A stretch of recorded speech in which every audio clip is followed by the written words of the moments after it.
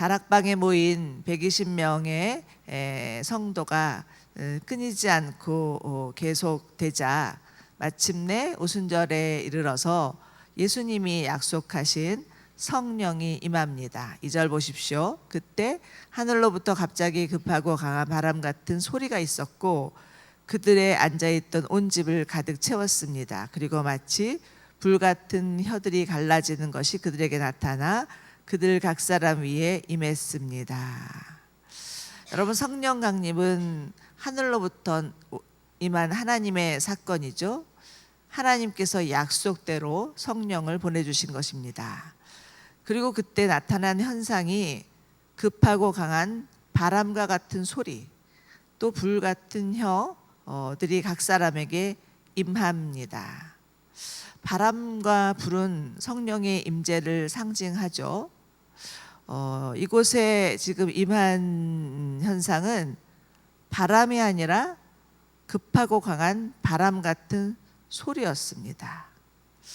어쩌보면 폭풍이 몰아쳤을 때 굉장한 그런 굉음을 일으키면서 바람이 부는 것 같은, 여러분 바람 소리 들어보셨습니까? 큰 소리 휙 하고 지나가면서 때로는 그게 이렇게 막 무서움으로 또 다가오고 두려움으로 달아오는데, 바로 이 120명이 모인 다락방에 바람과 같은 소리가 임한 것입니다. 그러니까 사람들은 바람이 임했나 이렇게 생각을 했겠죠. 여러분, 바람의 특징은 방향성입니다. 바람은 어디로부터 와서 어디로 부르는지 아무도 알 수 없죠. 성령이 행하신 일을 이렇다라는 것을 말해줍니다. 사람이 인위적이거나 의도적으로 일으킬 수 있는 일이 아니죠. 그렇기 때문에 우리는 성령의 바람이 부는 대로 따라가야만 합니다. 사도 바울이 2차 전도 여행으로 아시아에 갈 계획을 세웠지만 성령께서 이를 막으시고 마게도니아로 건너가서 도우라고 말씀하시는 바람에 아시아로 갈 모든 계획을 철수하고 마게도니아로 건너가서 복음을 전함으로 또 그 마게도니아 지역에 빌립보 교회가 세워졌고 유럽의 복음 전도의 문이 열리게 된 계기가 되었죠. 바로 이것이 참 바람 같은 성령의 역사입니다. 또한 불의 혀 같은 것이 갈라지는 것이 그들에게, 그것도 각 사람에게 임했다고 했죠. 한 사람도 빠짐없이 그 자리에 있는 모든 120명의 성도들에게 불꽃 같은 그런 성령의 역사가 일어난 것입니다. 여러분, 불의 특징은 능력이라고 할 수 있겠죠. 이제 많은 변화를 일으키는 거죠.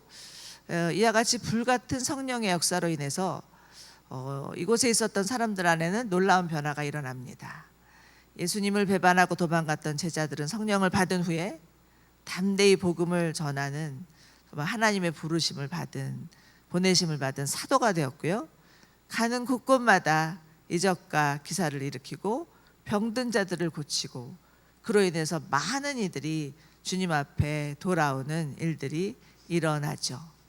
이처럼 사도행전은 바람과도 같고 불꽃과도 같은 성령의 역사를 경험한 사람들의 이야기입니다.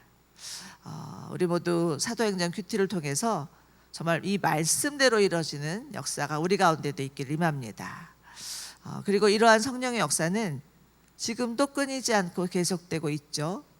간혹 어떤 이들은 오순절 성령 강림 사건은 그 한 시대로 끝난 것이라고 말하는 사람들도 있지만, 성령 강림은 단순한 일회성의 사건이 아니라 말세를 향한 하나님의 약속의 성취입니다. 요엘 선지자가 하나님으로부터 계시를 받아서 예언의 말씀을 전하죠. 이미 요엘 2장 28절 29절을 보면 내가 모든 사람 위에 내 영을 부어주겠다. 너희 아들들과 너희 딸들이 예언할 것이고 너희 늙은이들은 꿈을 꾸며 너희 젊은이들은 환상을 보게 될 것이다. 그날에 너희 하인들과 하녀들에게도 내가 내 영을 부어줄 것이다. 분명히 이미 오래전 하나님은 요엘 선지자를 통해서 말세에 일어날 성령의 약속에 대해서 알려주셨습니다. 얼마나 흥분되고 귀한 말씀인가요? 저는 이 말씀을 읽을 때마다 마음의 기대가 되고 흥분이 됩니다. 하나님께서 모든 사람에게 성령을 부어주시면 오늘 이 말씀처럼 우리의 아들과 딸들이 하나님으로부터 예언의 말씀을 받아서 사람들을 격려하고 그 믿음을 강하게 한다라는 것이죠. 또한 늙은이들은 그저 하루하루 마지막 생을 기다리면서 연명하면서 사는 게 아니라 하나님의 꿈을 꾸며 희망차게 소망을 가지고 살게 된다는 것이죠. 또한 요즘 젊은이들 너무나 무기력해서 정말 청년 실업의 시대가 되었기 때문에 일자리도 못 찾고 그저 그냥 방에서 은둔하는 외톨이들이 많다고 하는데, 그러한 무기력한 젊은이들마저도 하나님의 비전을 보고 열방을 향해서 일어날 수 있다라는 거죠. 또 출신 배경 때문에 또는 낮은 자존감 때문에 시달리던 정말 종들과 같은 자들도 그 회복이 되고 일어나서 주님을 향하여서 찬송하고 복음을 전할 수 있게 된다라는 거죠. 이러한 일들이 실제적으로 우리의 삶 가운데 일어난다고 말씀하고 있습니다. 자, 여러분 이를 믿으십니까? 그렇기 때문에 우리는 무엇보다 성령님을 사모해야 됩니다. 바람과 같고 불과 같은 성령의 역사가 우리 가운데 임하도록 기도해야 되겠죠. 그리고 무엇보다 중요한 것은 성령이 우리에게 오실 때까지 기다리는 것이 중요합니다. 아직 성령이 오시지도 않았는데 벌떡벌떡 일어나서 주의 일을 감당하려 한다면 틀림없이 번아웃 되거나 문제를 일으킬 수 있습니다. 여러분, 주의 사역은 우리의 노력이나 우리의 힘으로 되어는 것이 아니죠. 간혹 주의 일을 하는 사역자들이 범하기 쉬운 오류 중에 하나가 열심히 주의 일을 하기는 하는데 성령이 나타나지 않는 것입니다.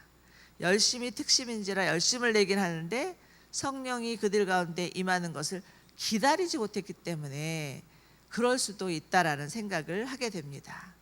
미국의 어느 신학교 총장님은 한국 교회를 방문하고서는 이런 말을 했다고 하죠. 한국 교회는 성령을 매우 강조하면서도 성령과 동행하고 성령님을 쫓아가는 모습이 보이지 않는다.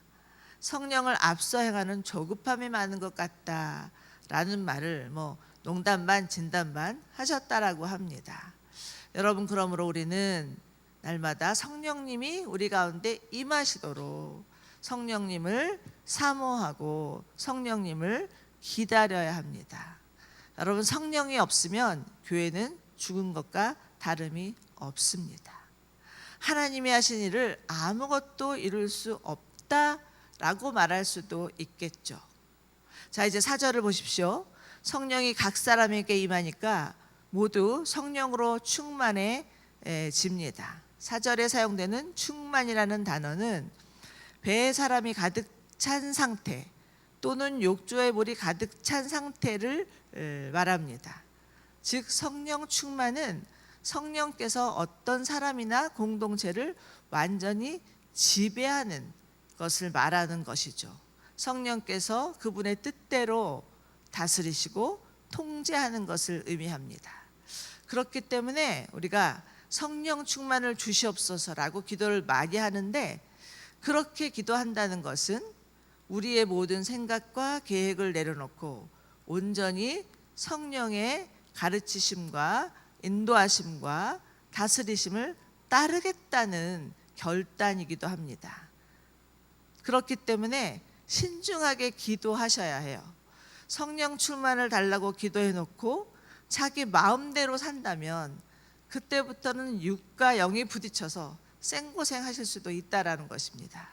성령 충만을 구하기 전에 먼저 우리 자신을 주님 앞에 내려놓는 결단이 필요합니다. 그렇지만 성령이 충만하면 우리를 올가매고 있던 마음의 상처, 두려움, 염려, 걱정, 불안들이 사라지고 또 자신을 과시하거나 내세우려고 했던 교만과 우월감도 사라지고, 그리고 또 정말 우리 안에 우리가 주님의 일을 하다가 또 내가 열심히 했는데 왜 사람들이 알아주지 못하는 거야 라고 생각하는 그런 섭섭한 마음도 사라지게 되는 것입니다. 여러분, 성령이 임하면 두려움 대신 용기와 담대함이 생기고, 성령이 임하면 교만하지 아니하고 겸손한 마음으로 주님을 섬길 수 있고, 성령이 임하면 나 자신을 알아달라고 은근 기대하는 것이 아니라 주님, 저는 아무것도 아닙니다 라고 고백하면서 주님 다만 저를 사용하여 주십시오라고 그렇게 구하며 살아갈 수 있는 자들이 되는 것입니다. 여러분, 행여나 마음 가운데 두려움이 있다면 성령을 구하십시오. 성령께서 친히 오셔서 용기와 담대함을 주실 것입니다.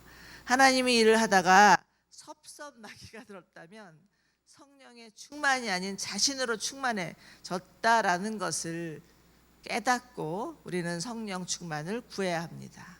또한 삶 가운데 아무런 꿈도 없고 희망도 없다면 성령 충만을 구하십시오.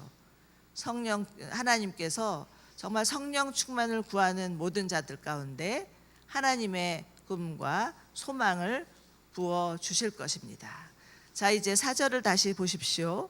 다락방에 모인 사람들이 모두 성령의 충만함을 받고 나니 성령께서 그들에게 말하게 하심에 따라 다른 방언을 말하기 시작했다라고 되어 있습니다.